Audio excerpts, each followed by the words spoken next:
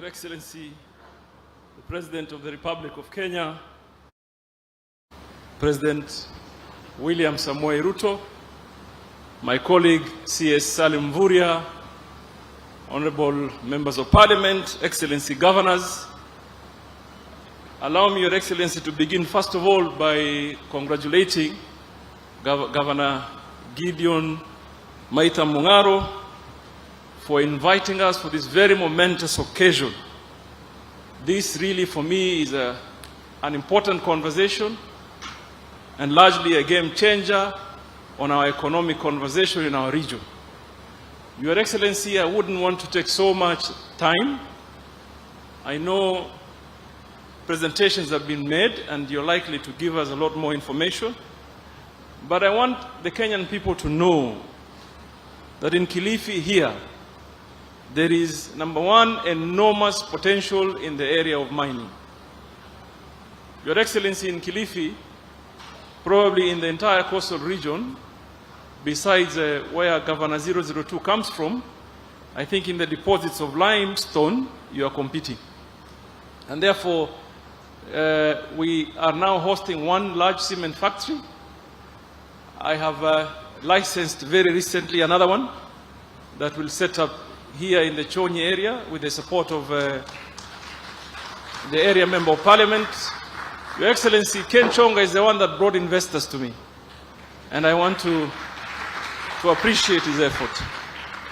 Your Excellency, in Kilifi here, we have witnessed after the air geological, physical, geophysical survey was done, there were many occurrences, but we are aware that there's huge deposits of manganese, lead, and obviously almost 40 or 50% of the salt that is consumed in the country comes from Kilifi, Your Excellency. There is also, you know, Your Excellency, you appointed me as CS for mining. I'm learning a new mineral every day. So there's a mineral called phonolite that has tremendous potential here. Obviously, silica sand, because of the production of cement on where Paul Katana and Kengamupe come from. Every house probably that you see in Kilifi, the coral building block is locally produced. And I believe strongly that is as a program that supports your housing program, Your Excellency. And I want to encourage that we organize more young people, put them in cooperatives, and encourage them to manage the process as well and be able to create some wealth. Your Excellency, that what surprised me is that all along I've been thinking, because Base Titanium opted to settle in Kwale, that Kwale may have had a huge deposit of titanium. Obviously, over the period they've proved that they extracted quite a bit, but I want to report that the occurrences on titanium on the belt of Kilifi are as big or even bigger than what has been extracted in Kwale. Your Excellency, in our EEZ for fishing, which has a potential of about 300 billion that is untapped, Kilifi hosts a fair share of that potential. And I feel encouraged, Your Excellency, that Governor has signed an MOU with the Kenya Shipyard to be able to support our fisherfolk, particularly artisanal fishermen and women, to be able to be more productive. Your government, Your Excellency, has invested heavily in supporting some programs, such as building fishing ports here in Kilifi, in Malindi. Your Excellency, you negotiated on our behalf as the Kenyan people for a much larger investment that you probably announced it yourself at some point.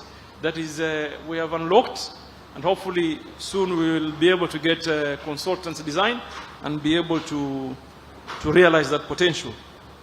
Your Excellency, I feel very encouraged with one memorandum of understanding the governor has signed with Digital Opportunity Trusts, so that we can monetize our content creation. The country must be built by hard work. It must be built by commitment. And therefore, for us to realize the potential we have, number one, government can create its support infrastructure or infrastructural support. But oftenly, what changes the game is private equity when it is injected in our economy. Because our young people need jobs. We need to be able to create wealth. We need to be able to uplift the standards of the lives of the people. That can only be realized by true hard work. And therefore, I feel encouraged that we must have this meaningful conversation on how we can turn around our economy. Your Excellency, Abdul Samad thought he's the only one who could speak Swahili. And he seized the moment. Akatoa methali moja tu ya kusema, ulisema nini vile?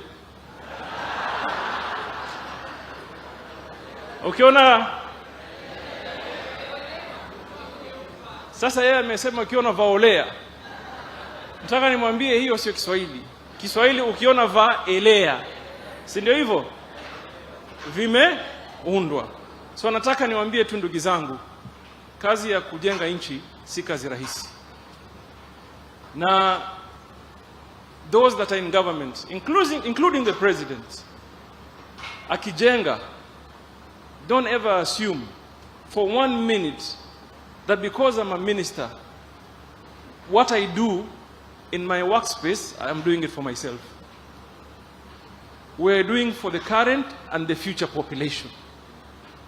So it is important that we all realize that every Kenyan, in one way or another, they have a contribution to make.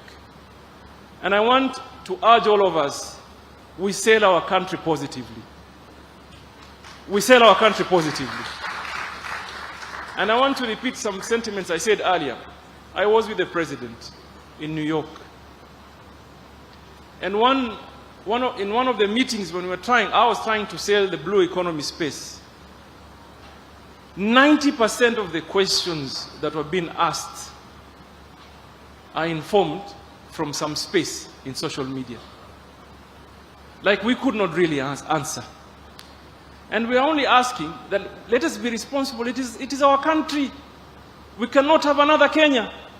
1 year wasted is far too long for the future generation. So nataka too, because there's a lot of private sector voices that I would term credible in this conversation, tafadhali inform the rest of the world that Kenya is ripe for investment. Kenya is ready for investment. We have systems that work.